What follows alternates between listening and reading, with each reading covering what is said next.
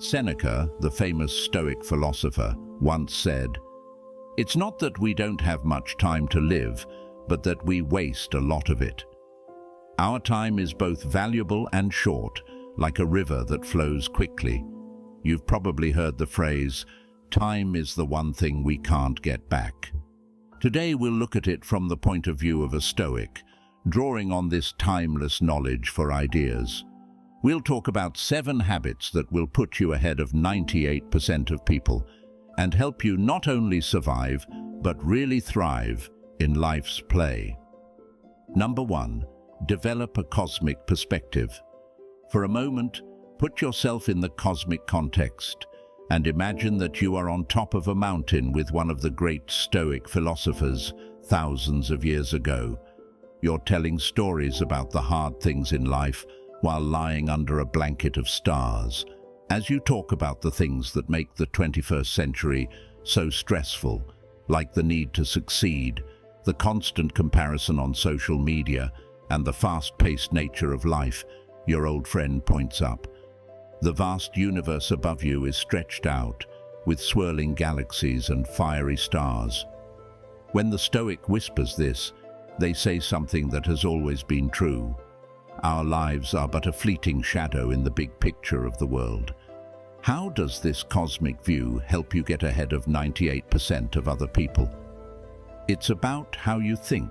Most people are stuck in the present moment of their events. They focus on every mistake and criticism, and they are limited by what society expects of them. That is, until you look at the Stoics.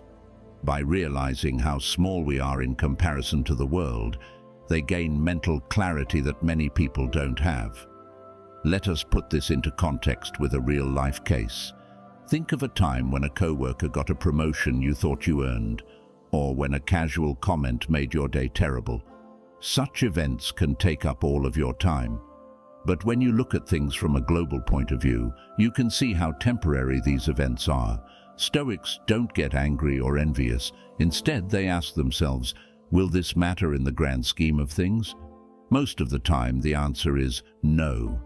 This isn't about putting down real feelings or problems. Instead, it's a way to make sense of things. It helps you focus on the things that really matter.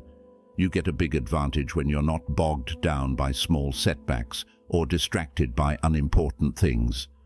While 98% of people are looking for short-term approval, you're using your energy to take purposeful action based on a deep understanding of life's bigger picture. Think about some of the most famous and great people in history. Many of them did this skill of looking out, whether they were aware of it or not. It gave them strength to deal with problems and a clear goal in the midst of chaos. So how can you live your daily life with this cosmic view? Spend some time reflecting before you start your day or when you have to make a tough choice. Please take a moment to picture the bigger picture of life. Learn about how big our world is. These kinds of habits can help you stay calm and clear-headed. Number 2, visualizing bad things can help you. Imagine yourself in an old market where there are lots of people, colorful stalls selling clothes and fruits, and a lot of noise. Despite the noise, you are pulled to a corner where a Stoic philosopher is teaching a lesson that seems to be at odds with itself. Instead of picturing a life full of endless happiness and success, he tells them to think about the bad things that could happen. He says that this is the key to a happy and strong life. At first, this practice, called negative visualization, may not make sense. After all, we're told all the time to think positively and only think about our goals. That being said, let's look at why this silent habit might be the key to getting ahead of 98% of people. Most people are always afraid of what they don't know or what might happen. They are caught off guard by life's surprises because they have never thought about them ahead of time. Because of this, they are weak, impulsive, and often unable to deal with problems. What if, though, you could build up a mental shield? If you've already thought about the problems that might come up, they might not throw you off track. Imagine that you are a business owner. While most business owners only dream of making money and being successful, you sometimes think about what could go wrong, like a bad product, a drop in market demand, or even a global slump. Now, instead of making you feel hopeless, this image should push you to take action and get ready. You could make your products more varied, put money into study, or start an emergency fund. So when things go wrong, which they often do in the unpredictable business world, you're not just still alive, you're living. Negative thinking can also help you be more grateful, which is a powerful skill that we often forget about in our rush for more. We can appreciate the present more by sometimes thinking about what we wouldn't have if we didn't have things we take for granted, like good health, a loving family, or even just a meal. Being more thankful not only makes us feel better mentally, but it also pushes us to make the most of what we have, which gives us an immediate advantage over others. Remember what Seneca said, "He suffers more than necessary who suffers before it is necessary." You're not actually bringing bad things into your life by picturing them negatively. Instead, you're giving your mind the flexibility to deal with anything that life throws at you. Basically, while most people might be dreading and trying to avoid possible failures, you're getting ready for them and making yourself stronger. Not only does this make you stronger when bad things happen, but it also puts you miles ahead in life, giving you an advantage over those who aren't ready. Number 3, accepting intentional pain. You're in a peaceful garden with old olive trees providing shade. As the warm breeze from the Mediterranean hits your face, you see a small group of people gathering around a Stoic philosopher. He is showing off a strange exercise by purposely dressing in rough clothes and sitting on the rough ground instead of a nearby bench. His message was that growth happens where pain is present. It doesn't seem right to accept hardships on purpose as a Stoic practice in today's world, full of tools and technologies made to make our lives easier and more comfortable. This could be the very reason why it's so useful for getting ahead of 98% of other people. Think about the basic ideas behind progress and growth. When we push ourselves out of our comfort zones, we usually make progress, whether it's building muscle, learning a new skill, or becoming more resilient. But most people automatically want things that are easy and familiar. They often reach a plateau in their personal and work lives because of this, stuck inside the limits they set for themselves. Let us make this real. Think about sports people. While their friends may be happy with regular workouts, people who really do well often add difficult workouts that push their minds and bodies to the limit. For example, they might train at high elevations in harsh weather or even when they are tired. This purposeful pain doesn't break them, it makes them stronger. Accepting intentional pain also changes the level of happiness we are looking for. For example, when you fast once in a while, the simple pleasure of a small meal becomes deeply fulfilling. It is in times of security that the spirit should be preparing itself for hard times. Seneca said very well. This Stoic practice can change your life. It could be as easy as taking cold showers every so often, fasting, or putting yourself in situations that are hard on purpose, that help you reach your goals. In a world where everyone is always looking for comfort, choosing to be uncomfortable on purpose not only makes you stronger, it also makes you stand out. While some people might avoid difficulties, you actively seek them out because you know they hold unmatched chances for growth and distinction. Number 4, taking charge of the 2 types of control. You are sitting in the middle of a peaceful park with fragrant flowers and soft streams. There are eager listeners there to learn from a wise old man. He gives us a simple but deep choice. There are things we can manage and things we can't. He says that mastering this difference is the key to unmatched freedom and success. One of the main ideas behind Stoicism is this difference between two types of control. But how does this old piece of advice put you ahead of 98% of people today? It's surprising how much energy and emotional capital many people today spend on things they can't control, like other people's views, market fluctuations, global events, or even the weather. Not only does this misalignment cause them needless stress, but it also takes their attention away from areas where they can actually make a difference. Let's apply this to modern jobs now. Think of a young worker, Jane. She is telling the board of her business about a groundbreaking project. Even though she can't change what they decide in the end, she is responsible for how well she prepared, how clear her talk was, and how she answered their questions. By focusing on these things that can be changed, she makes a strong case that leaves no room for regrets, no matter what happens. Epictetus, a famous Stoic thinker, said, "We should always be asking ourselves, is this something that is or is not in my control?" This question helps us focus our efforts in the right direction. It changes your life to live by the dichotomy of power every day. Being self-aware is the first step.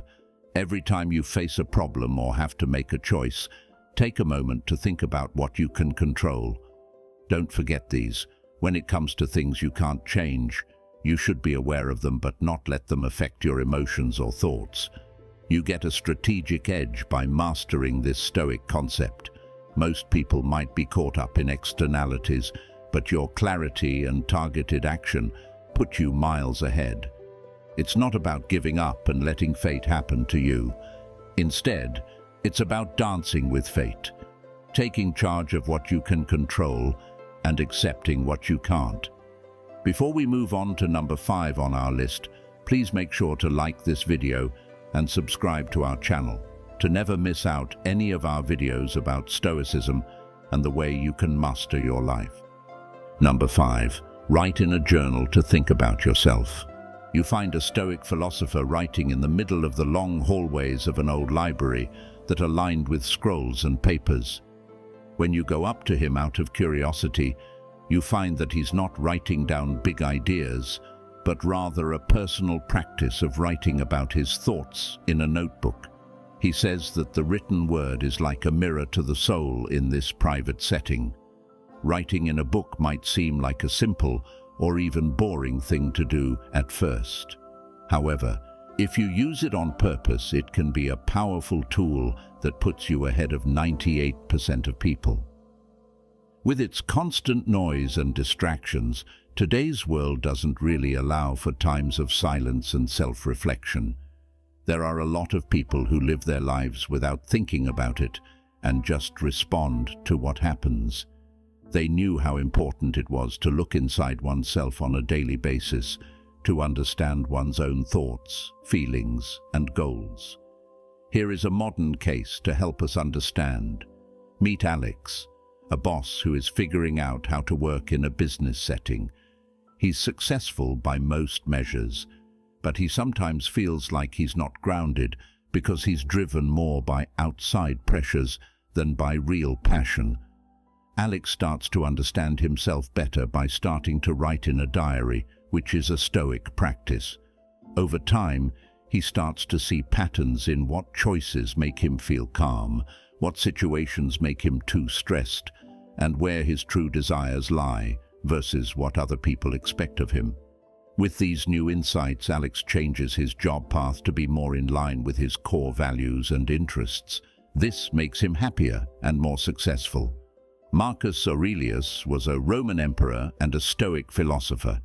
He wrote his personal thoughts in Meditations, which he didn't plan to publish but rather use to improve his own morals.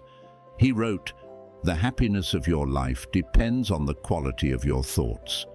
Writing in a journal can help you improve your thoughts. Starting a routine of writing in a notebook is easy. Set aside a few minutes every day, maybe at dawn or dusk, to write down your thoughts, difficulties, blessings, and new ideas. Over time, this practice helps you understand yourself better, which makes it easier to make decisions and stronger. While some people may get lost in life's currents, you use your journal as a compass to guide you with purpose and focus. In a world that doesn't always have depth, your dedication to self-awareness and growth makes you stand out, and it lets you go where few others have gone before. Number 6. Turn problems into chances. Students huddle around their teacher in the poorly lit room of a Stoic school. A strange image, a windmill, is what he gives them. We can use problems to our advantage, just like the windmill uses strong winds that could knock down other buildings to power its machinery and grind grain. The Stoic way of looking at problems goes against a lot of what people normally do. People usually give up, avoid, or get angry when they face problems, but the Stoics saw them as chances to learn, grow, and improve their character. Think about how startups work today. Think of Clara as an eager business owner who releases a groundbreaking tech product. Soon, though, she meets a big problem. A competitor with a lot of money comes out with a similar tool. Many people might see this as a danger that will kill them, but Clara, who is wise in the Stoic way, sees it differently. She sees the competition as a chance to make her product better, sell it better, and really understand what her customers want. After a few months, her business not only stays open, but it also grows because she used competition as a push for new ideas and growth. To use this Stoic concept in your daily life, start by changing how you think about problems. In the face of a setback, ask yourself, what can this teach me? How can this seemingly negative event propel me forward? This way of thinking not only lessens the stress that setbacks can cause, but it also puts you in a position to use them to your advantage. Many people give up when they face problems, but your Stoic-inspired ability to turn problems into stepping stones not only makes you stronger, it also puts you miles ahead in your life journey. People see walls where you see doors, and where they see ends, you see beginnings. Number 7. Working on being happy inside. A large fig tree serves as a cover for a group of people to gather around a famous Stoic teacher.